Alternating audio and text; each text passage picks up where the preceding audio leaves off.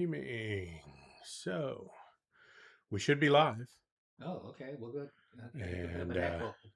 Here we go. and Echo, so echo. Okay. Echo. Okay, welcome everyone. Welcome to the Military Veteran Family YouTube channel here. My name is Jesse Almanza, retired United States Marine Corps Gunnery Sergeant, and I'm Charles Prentice, United States Air Force disabled veteran. we want to welcome you this morning or this day today on this 5th of May, otherwise known as Cinco de Mayo. And we want to talk a little bit about you know, trying to determine or trying to identify, I've had a conversation with numerous individuals, and we always talk about wars. Being veterans, we know about wars. We've been around them, we've been close to them, in them. And there's always a misconception of every single war that's out there, and we want to just kind of bring a little bit of clarity on the difference between an authorized conflict or war and an actual declaration of war. So you're telling me, Jesse, that not everything that we're involved in, unlike most people believe that, oh, we're over in somebody else's country fighting, that must be a war. So you're telling me Yeah, that's not I'm true. not, no, I'm not saying that it's not a war. It's the war. Anytime you have conflict and there's bombs and everything going, it's definitely a war. That's the definition of war. I guess the difference that we're trying to talk about is that is it a legitimate declared or is it just a war because we just got into something? Okay, so there is a difference, and that's what Yeah. most people don't realize. And that's what we're going to talk about today. Yeah, most people don't realize that throughout the years, starting from God, 1812, the first war that was declared was against Great Britain. That was the War of 1812. That's what it's known as, the War of 1812. That was like a a long, long time ago, a very long time You ago. weren't around? I'm sorry. You weren't around then? Probably No? we were the dust underneath. Maybe who knows? you Either way, okay. The second war that's been declared. Okay, when I say declared, I mean that congressional authority has to declare the actual war. okay. It's just not Charles. Now we're going to declare a Hey, let's world declare war, war on somebody. or whatever. We don't declare it. It's Congress that takes care of that. They're the ones that actually say, okay, let's go to war. Let's sign a, I don't know, proclamation, declaration, or whatever. But let's declare war against something. Okay, well, So we in yeah, 1846, yeah, Congress decided Mexican American War.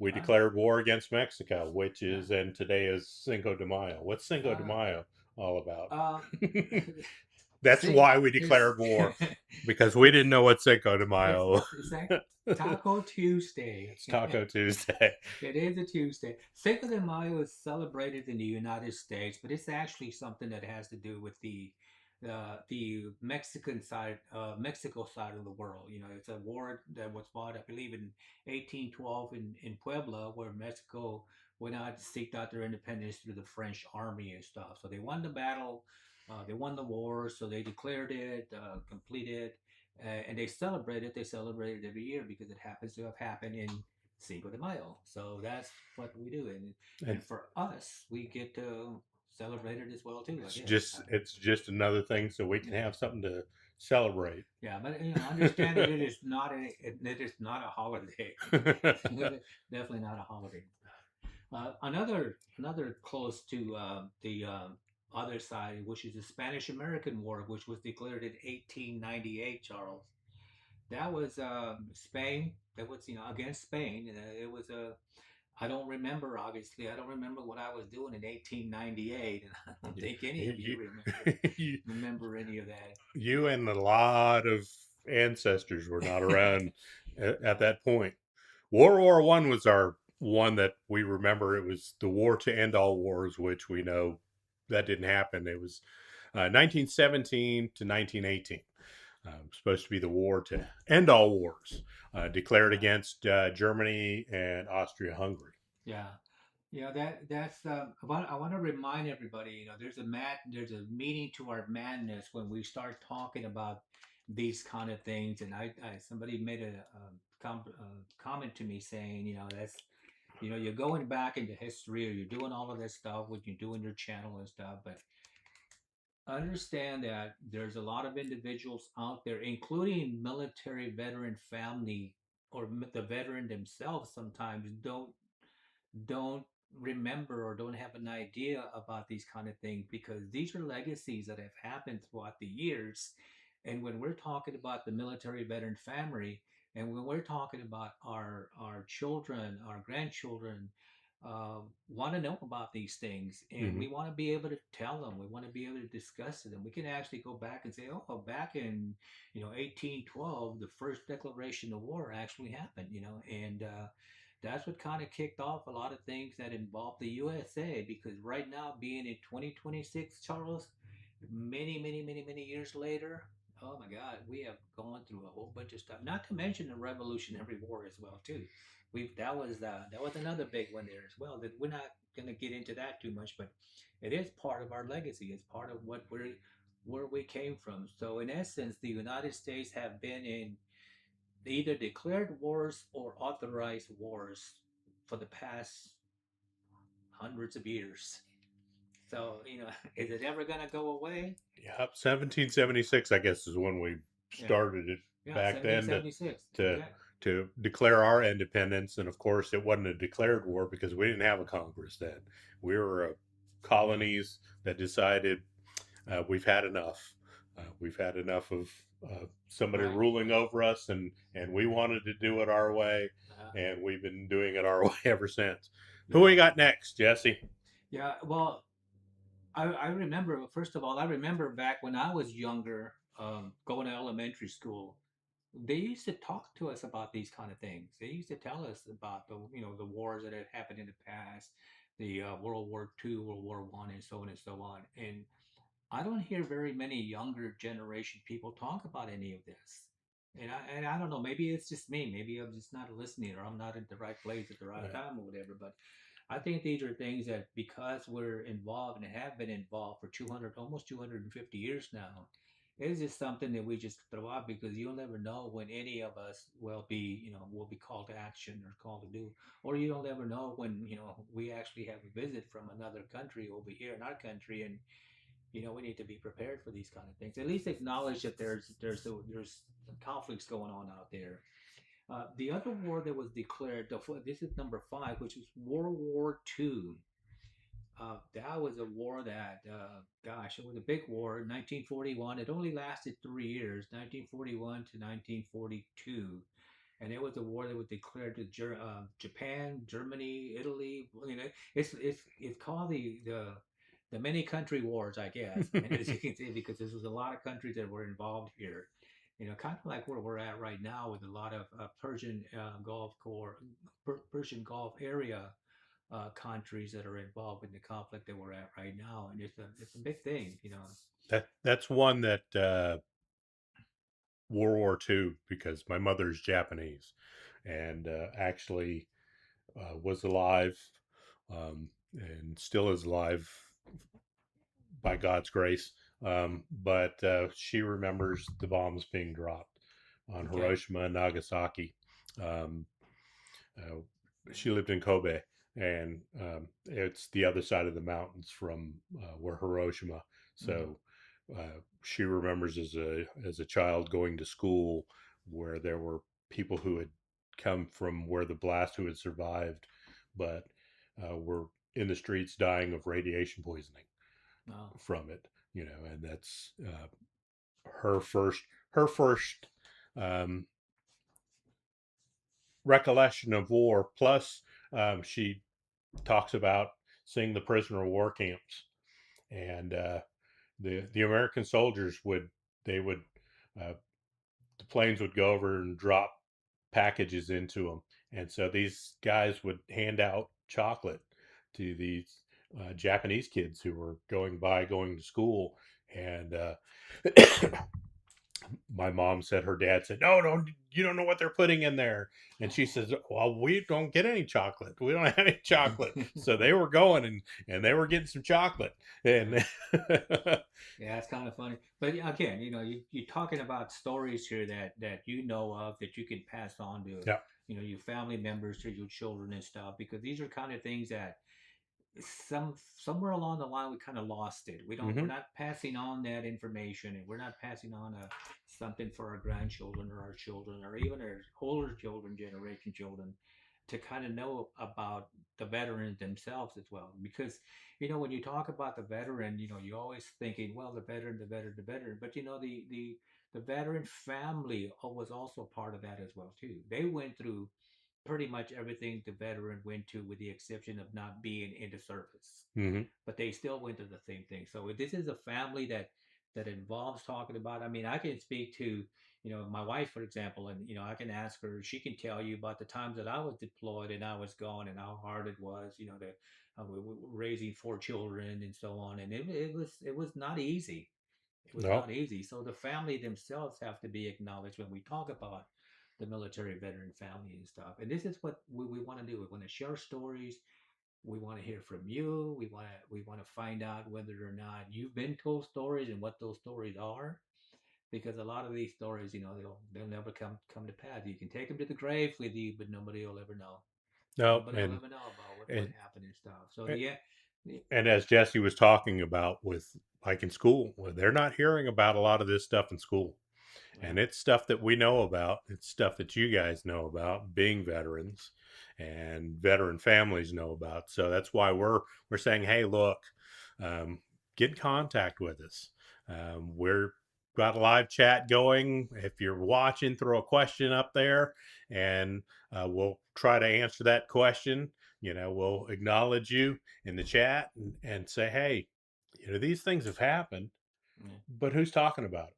Yeah. Who's going to know when we're gone? Yeah, bringing those stories out. I mean, I have met, be honest, honestly, I have met numerous World War II veterans in the past, and I'm telling you, they have got some stories. These are, when you're talking about the wars that were fought back in the days to the wars that are fought currently, the technology itself is beyond belief. Mm-hmm. I mean, a lot of these service members were out there in the trenches and no communication, no contact for days, months, even. Obviously they endured a lot of hardship, and there was a lot of POWs, the prisoners of wars that were taken. I mean, there's still some out there that never made it back, Yep. and those stories have not been told. There are families out there currently right now that are waiting for their loved ones to be sent back once they get found, once Mm-hmm. they know what they're at and stuff. And it's not a good thing, but it's just something that goes with the area or the process of going through wars and stuff. Okay, so those are our declared. So Right. now we have authorization. These are just Yeah. authorized. Yeah. The declared wars, yeah, they're declared. They've been declared. There's only five throughout the whole United States that have ever been declaration of wars, and you can't put it away because as Charles was alluding to, there's additional wars, and we mentioned earlier when we were coming on, is that wars are wars are wars, but and I always get asked the question, and I always try to I don't try to I try to explain what a war is. Anything we do is a war. Mm-hmm. Um, Nowadays, we're talking to Korea. Those of you who were in the Korea, those of you who were in Vietnam, and even currently those of you that were into Persian Gulf. Now, these are not actual declared wars. These are authorized. They're called authorization for military use, military force against whomever is combating us and stuff. Right. So they're authorized. They're authorized. The president can declare, and go in without having the authorization to Congress. But once it gets to a certain time frame, then you have to get Congress involved, and then you have to authorize that. It has to be authorized. So far, these wars that I talked about, per se, the Korea War, the Vietnam War, and currently the Persian Gulf War, were not. And you have to remember too that there's been other conflicts out there that people barely talk about. We're talking about the Somalia conflict. We're talking about USS Cole. Not really war, but they've been attacked on us, and their conflict. There Mm-hmm. was still interactions with bullets and whatever it was. There were still injuries. There were still deaths associated with it. and we could talk about other countries that we went in and went out, and there's a lot of things. Syria. There's been conflict in Syria. There's been conflict in Africa. There's just been a variety of them that don't have a little location per se, like the Korea era or the Vietnam era. They're just there. Yep. But understand that those happen. Some of you service members that are out there right now that have gone through that, those are the things that I'm always interested in hearing about and stuff. And I've talked to several veterans, some of them that were in the USS Cole and stuff, and talked about how that experience was with them and stuff. And it's just one of these things that when somebody invades you, you're literally dead in the water almost, Mm-hmm. especially when you're in the ship and stuff. But the eras, the authorized type of conflicts, and the declaration of war, it's all equivalent to one word, which is war. That what it really means is that we're in war. The World War One, for example, that was from 1914 to 1918. That was originally known as the Great War, which was this global conflict effect. There was a lot of people involved in that one. Actually, there was a lot of people involved in both wars, World War One and World War Two. But about 5 million service members served during that time frame between 1917 actually and 1918, which is really it's really a short number when you say 1917 and 1918 when the war actually era actually started in 1914. But understand that there's been conflicts that have happened that have started sooner that's what's been identified. I'm sure that the Persian Gulf area, for example, that kind of originated in 1990 when Saddam invaded Kuwait. um, it was probably already in the makings prior to that, those years. Right. There's It's just United States were not involved, and that's one of the reasons no, why we look at it as 1917 to 1918. But all these other countries in World War One were already involved yeah, in conflict and war. yeah, yeah. So these are things to kind of think about. And when you're talking nearly 5 million, men and women served during World War One, you're And talking. that's U.S. Armed Forces. Oh So yeah. imagine how many troops were actually in those areas. Hmm, I don't know. That's something we'll have to look at and see. Yeah, yeah, With World War One, World War Two, places where how many total uh, yeah. military members are, or well, I mean, when you get into Korea and Vietnam and some of these Well, others, you've got civilians who are taking place, so they're not listed in oh the yeah, military yeah. side of it. Yeah, I mean, we have gone through a lot of stuff. I mean, we there are military members out there right now that are that are not. Well, should I say? Or should I put it this way? When I talk to somebody about when I talk to maybe a spouse or maybe a daughter or a son of a service members, here's one of the things that they always tell me is that, oh yeah, Dad served during Korea, but he never ever talks about it. He never ever says anything about it. Or mom served, and and she was a nurse, and I don't hear very much of that stuff. And we don't hear too much of what happened and stuff. And I'm going to be honest with you. There are some things that we can talk to you about that are going to be put in the history books of something that actually happened and you were involved with and stuff. But there are some things that service members, military service members, are just not able to at this point in time. Right, And you've gotta give us time. You gotta give us a little bit of space and stuff. And basically, it's one of these things to where you enter into a battle zone and all hell's breaking loose, and you don't even know where your head's at half the time. And those of us who made it back, we've been blessed, and those who paid the ultimate will be honored and continue to be honored. So the World War II lasted for 6 years only, from 1939 to 1945. that's a funny, sort of a funny statement. It lasted for 6 years only. when you're talking war, I don't know. I don't know if you can put only in a war category. Yeah, It well, lasted for 6 years. well, Thank God. yeah. Thank God it lasted for 6 years because there was 16.4 million Americans that Yep. served during that war. Yeah. 16.4 Thank God it didn't go million longer. service members, you know.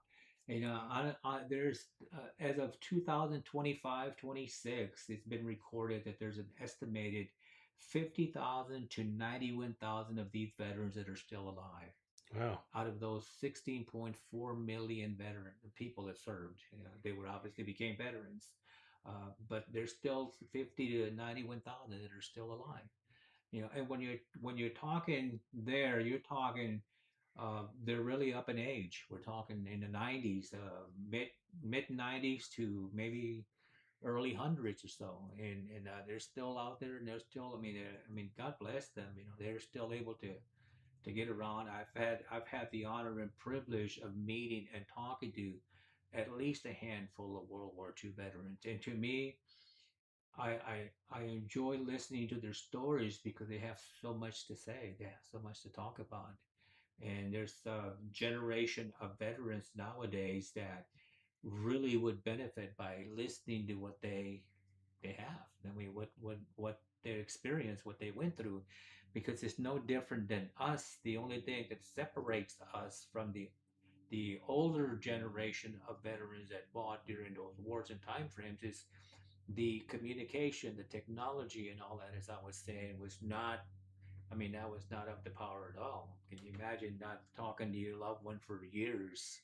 You know, being out there somewhere for years and years and years. So that's definitely a big difference. That's something to really, really think and talk about and stuff. So, you know, unfortunately, as I mentioned, that, you know, a lot of there's still 50, 51 or 50 to 91,000 still surviving that have still survived or are still alive, but because of their age, where they're at right now, they're declining pretty rapidly and stuff. Oh yes, sir. So, you know, as the World War One veterans passed on, and I believe, you know, it's been a while, we're also going to have that generation of veterans from World War Two that are going to be passed on as well too, and you know, leaving that legacy behind, but moving into, you know, the most, you know, I'm not going to say the most recent or most current because the most recent is a long time ago as well too.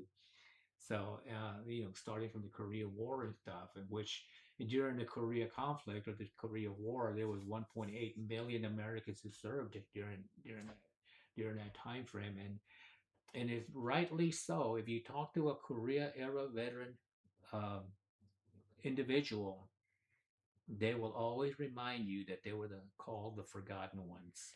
Yeah. The forgotten war, the people that they didn't think about anymore. It happened, and they went to war, came back, and for some reason that keeps lingering around to many of the veterans and stuff. You know. Well, I think part of it is because Korea, everybody wanted to forget that we were over there, and then you had Vietnam that kicked up, and so Vietnam was front and center in television, Mm-hmm. whereas Korea was not, and so then it was the Vietnam veterans would Viet because there was so much, you'd have to say, division in the country with that. So that pushed these poor Korean veterans on the back burner, Mm-hmm. you know. And I've run across guys who were, not only did they serve in World War II. I met a gentleman. Not only did he serve in World War II, but he served in Korea, Mm-hmm. and you know he's gone on to be with the Lord, you know, because he was a strong Christian man. So I know where he's at now. But he talked about that. He said, "Yeah, everybody asked me about World War II." He says, "But nobody Yeah, asked not, me not about Korea. Korea." And that's why I said that was not known. You know, it was finally recognized for their efforts to serve in their country and stuff. I don't remember when that was, but there was a resolution that was introduced a while back that actually put that honor into play and honored them to be recognized as being military service members, and they as they did serve our country. But I'll bring a special note on that because I know several Korea era veterans right now as we speak. uh, we always talk about, we always identify as, you know, as helping veterans or acknowledging veterans as to who they are, where they come from. But first and foremost, we also look at and contribute, not contribute, but maybe talk about where they're at with getting themselves taken care of health wise. Are they in the military books, or are they in the system with the Veterans Administration? Do they have the compensation that they deserve and stuff? Because believe it or not, even though they're known as the forgotten individuals out there, they still serve our country. They're still part of that. And They still have that yeah, DD Form 214. yeah, DD 214 tells it all.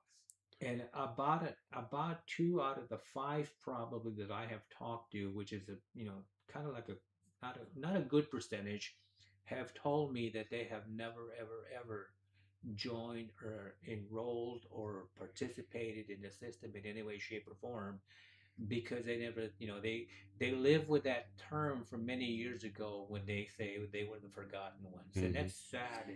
Very, very, very sad to hear that. If you ever come across a Korea veteran, ever veteran, we need to have conversations with them, and we need to make sure that they're being taken care of, because we get old either way. But we get old and we're sick, and maybe we can assist them in helping them with compensating them for through a service connection or something like that. And I'm currently kind of communicated and talking with one right now as we speak, and I'm going to try to get him through as much as I can, help as much as I can and stuff where I can, of course. I'm actually a little bit limited, but I have a lot of resources. Anyway, there was in Vietnam, you brought Vietnam up a little while ago Mm-hmm. and stuff. In Vietnam, approximately 8 to 9 million Americans served during the Vietnam War and stuff. Yeah. Vietnam is an era that kind of completed the end of the actual conflicts that were going on. Talk a little bit about that, but for right now to be understood that Charles mentioned it a while ago. Some Korea era veterans fell into the Vietnam era as Mm-hmm. well too. So the Vietnam era actually ended on May the 7th, 1975. Now, when I say the end of the era, I talk about the conflict. The era has been identified through Congress, and there has been a proclamation Right. put forth saying the conflict or the era has officially ended, and that's the day it ended. So, for the Vietnam era folks that are out there, 1964 through 1975, and I hear from some Vietnam era veterans that it started even before that. They were doing their thing before that, but according to the research that I've done, I've had the date and time frames from August the 5th, 1964 to May the 7th, 1975, when Congress, the president, or someone of high powers uh, proclaimed and says the end of the war is here. Yeah. So what ends an era, what ends an era actually is a proclamation ending that era. So the era can continue on and on and on, because there's still some things that haven't been settled during that time. And we'll talk a little bit more about that, because we're going to actually encounter that in a few minutes here. But roughly those those 8.8 to 9 million Vietnam era veterans, only a little, just almost 3 million of them served in actual theater, the Right. Southeast Asian theater. And so what we're talking when we talk in country, we're talking Right. actually over there, Correct. somewhere in that vicinity. Right. So Right. because a lot of people go, okay, well, yeah, well, where actually were you? Well, you're in theater, in country, is that Yeah. theater In of the zone. operation, that We're in the zone. That's where we get into, okay, like World War II. yeah. You might have been in Japan, Spain, Italy, Germany. Right. Right. There's a whole big theater of operation, and most people don't realize. Well, Vietnam, it was not just little small areas of Vietnam. There was a whole theater of operation. So Right. and so with a military term, like we said, we throw up military terms every now and then, Yeah, and we say in country or in theater, and people go, or uh, chorus. well, what, they were in a theater? No, not that kind of theater. What was the title? What was the title of the movie? The Iraq title of War. the movie was Vietnam War. Yeah.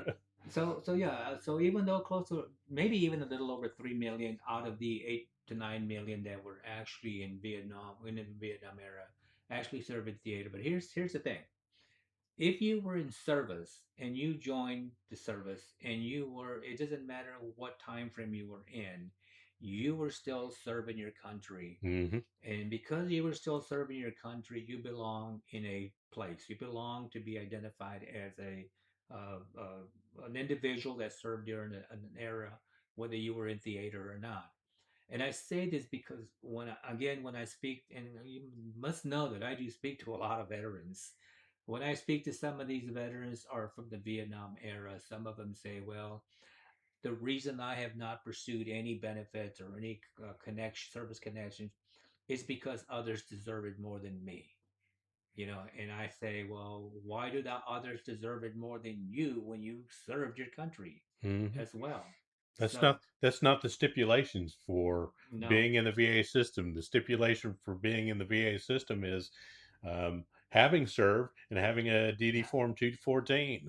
That's your stipulations. It doesn't say, okay, well, you have to have been in a war zone, or you had to have uh, shot at right, somebody or been shot at. That yeah. has nothing to do with any of that.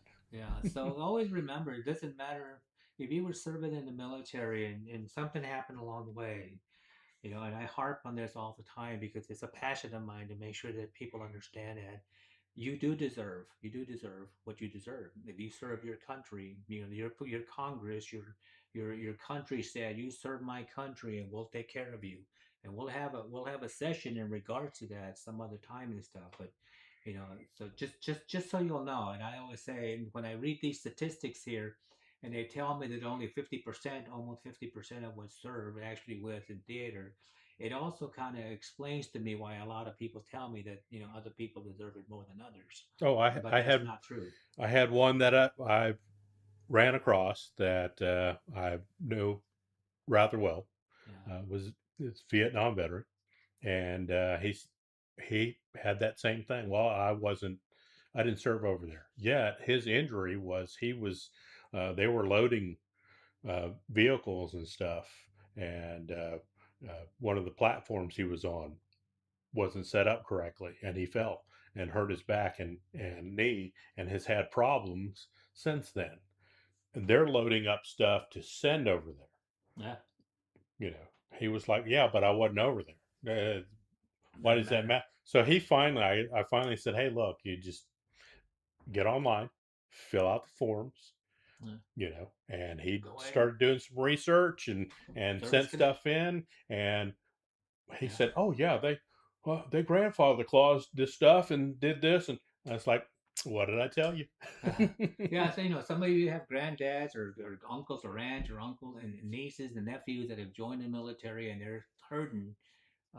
Remember what I mentioned in one of our previous segments or sessions that we had, is that when we joined the armed forces, we wouldn't have gone past the doors if we were not at 100% whole. In other words, if we had something wrong with us, we never would have been admitted into the armed forces. Nope. So being at 100% whole and just stepping into a boot camp and breaking your legs, you're no longer 100% whole. Now you have a service connection because it's you belong to the federal government you were in, and from 100 now if that takes you down 5% of what you were before, then that's not. I mean, it's a service connection. So I'm sorry to be harping on service connections, but I keep thinking about those service members that have served back in those years that are still alive, that are still able to get themselves taken care of. And if you're a spouse or a family member or a friend, and you are getting this message here, call them up and ask them, hey, are you getting service connections? Are you okay? Is there something we're not accredited. I didn't do my disclaimer earlier, so I'll do it now. We're not part of the Veterans Administration. We don't work for them. They work for us. All of us, all the million of numbers that I'm talking about here, they work for all of millions of us. That's what they work for. But ask them questions like, did you ever apply for your service connections? There's a lot of illnesses that have been attributed to service connections that we may not even know about. Toxic chemicals and so on and so on. Again, another session as we go along. So just moving along to what we're saying is we're trying to bring this veteran population out into the limelight, and we're trying to make sure that you understand that there are a lot of them out there. There's a there's a percentage of individuals that served in the military.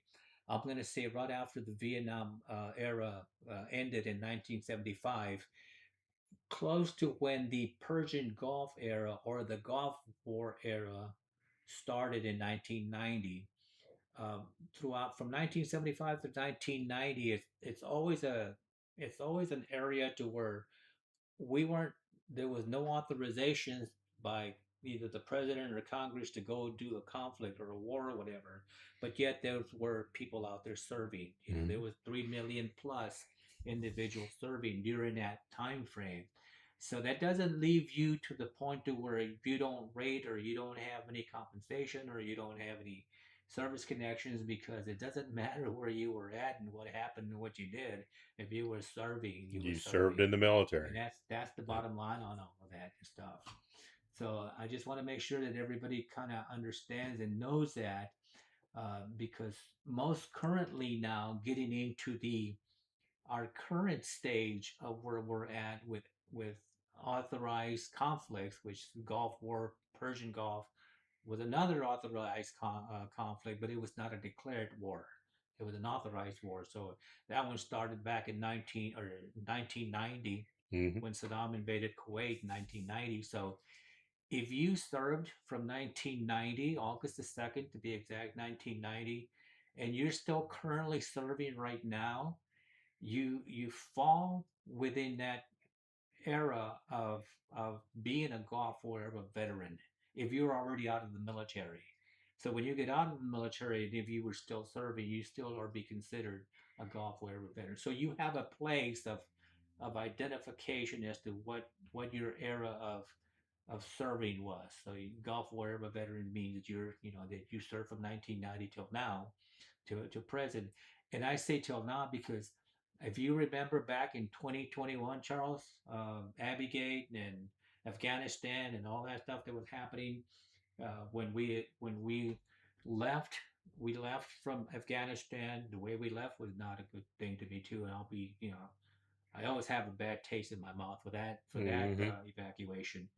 But nonetheless, that kind of like stopped the conflict, but it didn't end the era because Yep. we still have things going on and stuff. The era hasn't been, like I mentioned earlier with Vietnam, it hasn't been declared, it There, hasn't been right. proclaimed There's been no ending yet. proclamation Yeah, no, ending. no proclamation So has been we, set. so up to current, that means if you're currently in and today, Cinco de Mayo in 2026, you're signing that you're getting out, you are still Gulf War era Yeah, veteran yeah, because there has been no proclamation yeah, that yeah. It hasn't been. that era has ended.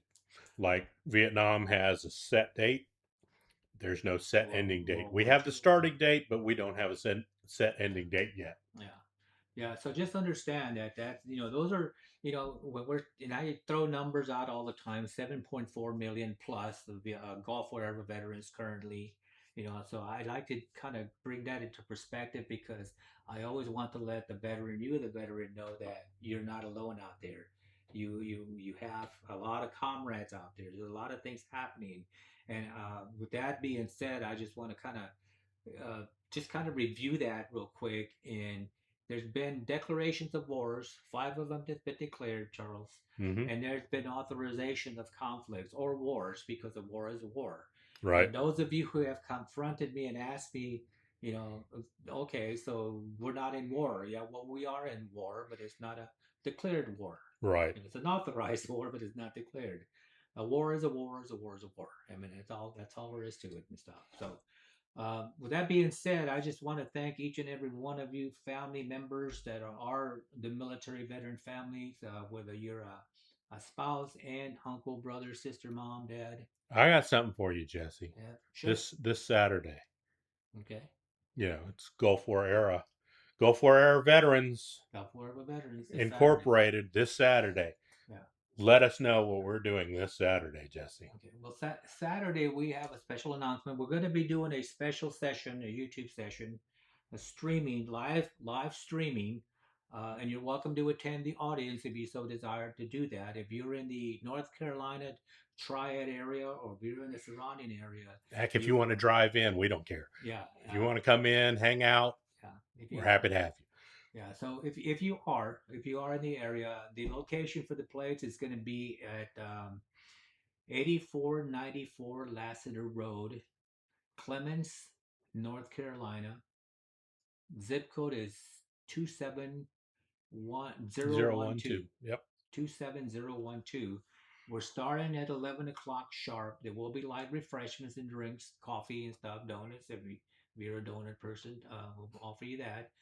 But we will be streaming live, and we've got a lot of things to talk about.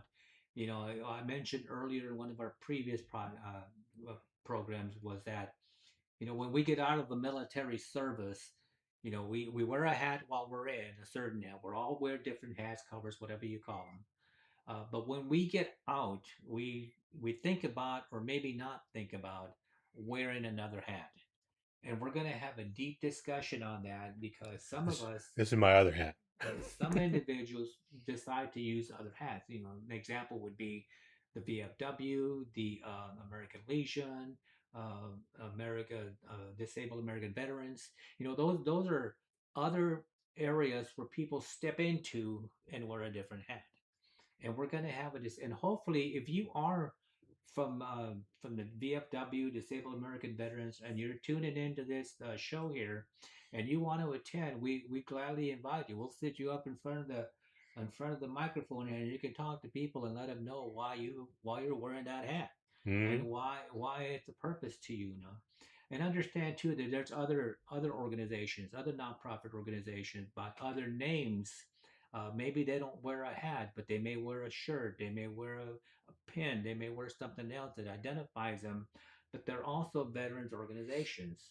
And we're going to get into deep conversation about organizations that once you're out of the military, once you're ready to do something where you can actually get into and stuff. So, Yeah. So that's Saturday. What's the date yeah, on that's Saturday? yeah.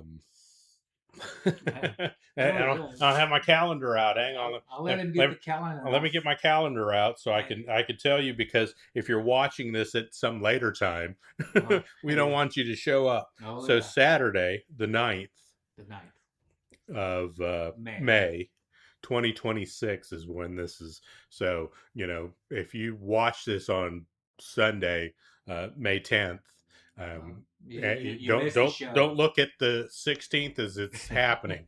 So it's the second Saturday of the month. So Saturday, May 9th at 11 o'clock. We'd love to have you show up. Yeah, So if you want to if show you're up in the in area, person, show up, yeah, if you want to please. show up in person, that's great. We would welcome you and stuff. And one other announcement before we kind of sign out here is that on Memorial Day, there is a big Memorial Day event. And we're hoping to make sure that everybody gets the word out and stuff. We'll send some more information out, but at the same location in Clemens, North Carolina, there will be a Memorial Day. This is a venue that's indoors. Last year, several venues that were for Memorial Day got rained out, and unfortunately, they weren't able to do that. But we're indoors if you are able to attend, and we'll give you more information about that when we have our next session this Saturday. So with that being said, Charles, I think we've kind of put a little bit of hopefully planted some seeds and stuff, and have some people go out there and please do some research on your own if you so desire, because it's amazing how when you start getting into one, you get into another, and all these things start popping out, and there's nothing wrong with knowing a little bit of military history. And Right. those of you who really want to know about where your mom, your dad, and just get into the internet and ask them flat out. Where was the Persian Gulf, War at, and when did it start, and Voila, So technology is here. remember, Yeah, like, subscribe, and share, you got it. and leave a comment if you get this. You don't have to leave a comment while while it's live, but please leave a comment. Yeah, leave a comment. All right. Well, you guys have yourself a great rest of the week, and we'll hope to see some of you on Saturday. Have Love a ya. blessed day. Have a blessed one. Goodbye.